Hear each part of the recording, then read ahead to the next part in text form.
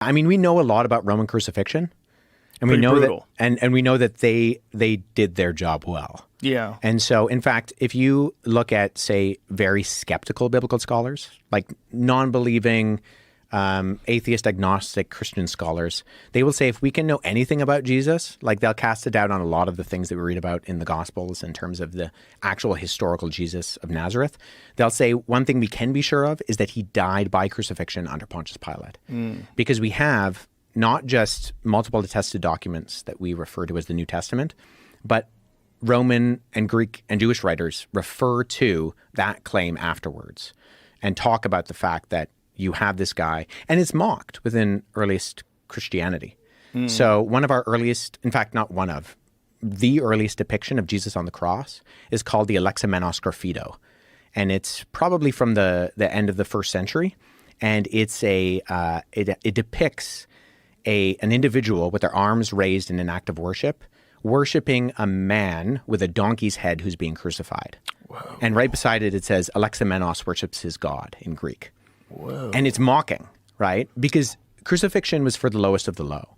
It was for like slaves. In fact, if you were a Roman citizen, you were banned from being crucified. Who was it that got crucified upside down? Peter. Why?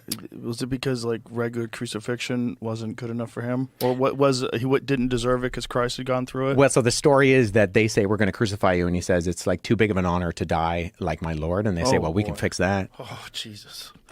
Shut your mouth, buddy. Listen, the Romans were pretty brutal. Oh, yeah. Man. But this is why we know, like it's interesting. We know a lot about crucifixion, but crucifixion was seen as so disgusting. I believe it was Cicero who said that like the word crucifixion shouldn't even be on a Roman man's lips. Wow. I mean, the word excruciating, right. X is off of in Latin, and crus, off the cross. Oh, so that's where we get that word, is because this was designed to humiliate, and it was designed to be as painful as possible. There was actually a really good article done by JAMA, the Journal of the American Medical Association, which was done by a number of, I think it was in the 70s or the early 80s.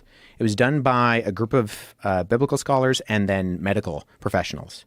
And so they looked at the conventions of what we do know about Roman crucifixion, and then they looked at the descriptions in the gospel to try to figure out, okay, if we could diagnose how Jesus died, how would he have died?